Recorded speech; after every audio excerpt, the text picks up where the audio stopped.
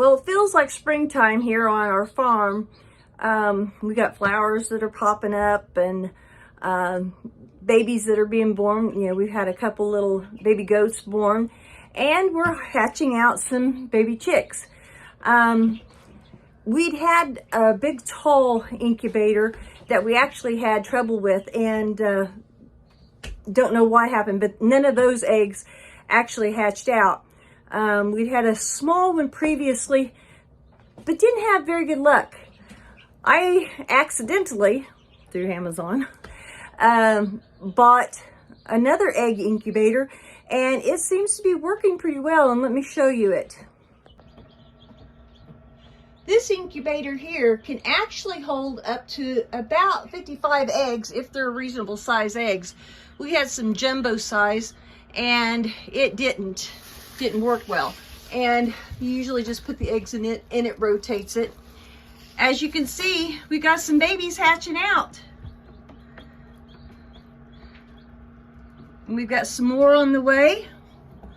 So you can see how they're right here. It's breaking through here. And let's see, where's that other one? Yeah, right up there. I don't know if you can see it well enough, but it's starting to peep around. Or pip, I should say pip around. That's what they do, is they pip the eggs. And looks like we have another one right there. You can see the little beak coming out. And as they've gotten fuzzed out pretty well, then I've transferred them under a heat lamp. And so we got 4 little ones right there. And they're huddled together under the heat lamp. Now, back a few weeks ago, we actually had 5 that had hatched out of that small incubator. But we'd had like 2 dozen eggs, but we only got 5. So that incubator was not a good one to keep the heat still. But we did get a few there. So right now, they're in our little house, and I just took them out from under the heat lamp so to make room for the newest ones. So I've got them in a little dog crate right now, but they're inside this little house, which is keeping them out of the cold air. And the heat lamp is putting some heat out into here, so that way they can adjust. We had to dip in temperatures, and so I don't want it to be a sudden chill for them. But here we go with some baby chicks. Well, I'm back in here with the chicks. It's later in the day, and they've been hatching. We've got 17 hatched out, all different colors. Hopefully we'll still get a few more. There's that batch. And then here's the ones that are fluffed out. They're all kind of gathering together. So pretty happy with it. I'm in here in the barn. I'm checking on our goat, Greta. Greta's getting kind of old, but she is pregnant again. And brought her in. Actually, I didn't realize she was pregnant. Brought her in to try to get her, you know, a little bit more weight and get her away from the others who tend to take all the feed. But Greta here, who's a very sweet girl, not sure how old she is, but she was actually our first goat. And she doesn't look all that pregnant, but she's thin. We checked her about if she was wormy. She's not. We checked her eyes. And she's actually got milk coming out. Now, that could be one of 2 things. It could mean that she's about ready to go. Or it could mean that one of the other goats has been drinking off of her. Well, hi there, Greta. You gonna say hello? Yeah. So we may have a baby from her soon. We'll have to wait and see.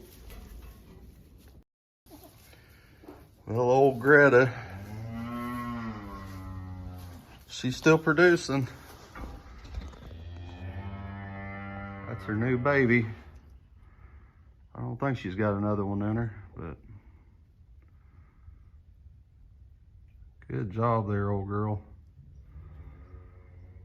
And that's another one of old Stinky Beard. If you guys remember from our previous videos, he was that white belly goat we had. I think he was like a Kiko mix. You gonna walk for me? Huh?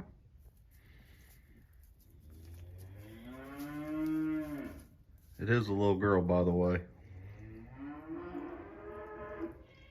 What do you think about that baby, huh? Proud mom, ain't you?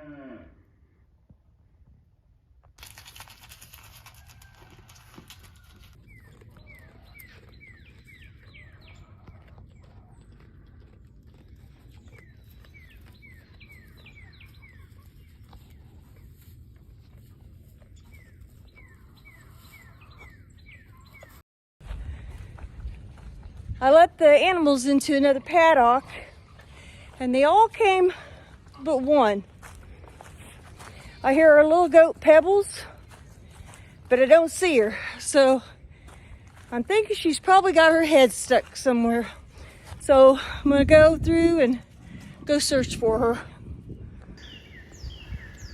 Well, I have spotted her. She's way down there in a icky place, so I'm gonna go see if I can get her. We've just had a hard rain, even though the sun's out right now. We do have more weather coming. But of course she's gotta be over there where everything's nice and gross. So hopefully I don't fall on my butt getting to her. Of course, as I'm going down, the other animals, they gotta follow and check it out. Crazy things, aren't they? Well, girl, you did manage to get yourself stuck pretty well, didn't you? This is the downside to having to use whatever fence you got. The goats, they tend to put their head through these triangles. And as you can see, she's pretty stuck between the new fence and the old fence. But I'll have to tilt her head back so I can get these horns back through there, and then she'll be loose. But I can't film during them right then because it's just me right now. Got her loose. She's taking off. No thank yous or nothing.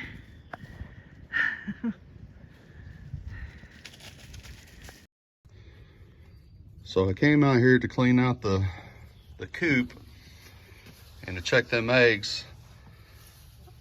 And we got one old girl, she is sitting on them for sure. And you can kind of see them, they got a pile right there, so another one's been sitting on them, and I don't know if any's been sitting on any of these, but so them probably ought to go in the incubator, I guess, so I can get this cleaned out. All right, so now that all the eggs are gone, we're gonna go ahead and we're gonna get all this cleaned up. So I have talked about this in previous videos. I don't know if you can see how thick that is. That's a lot of poop, right? All right, so the whole purpose of leaving this in here through the winter time until spring is this is all insulation. This will actually, it'll build up. If you leave it during the fall, let it build up through the winter, this will be a insulation. There's still plenty of air that comes up around. The wind will be blocked out throughout here, and they can sit on this if they get too cold, and they'll keep themselves warm.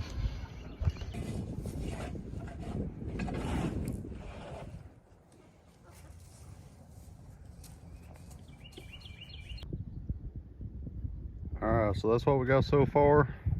Got all that chicken manure, got quite a bit out. And of course we got some boxes in there.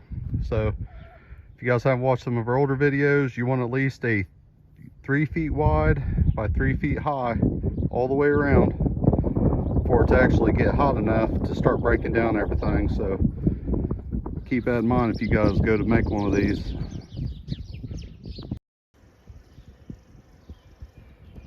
Alright, so I just wanted to show you guys, because we had that polar vortex and all of Jen's bees were gone pretty much.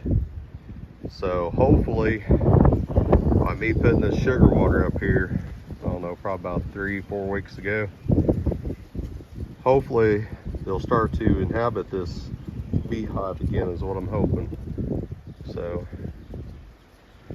as you can see, there's quite a few. I don't want to get stung, but I think Jen will be happy. Thank you for watching Chamberlain Family Farms. You can contact us at chamberlainff@gmail.com. You can also see us on Facebook, Chamberlain Family Farms. We hope you enjoy. Please like and subscribe.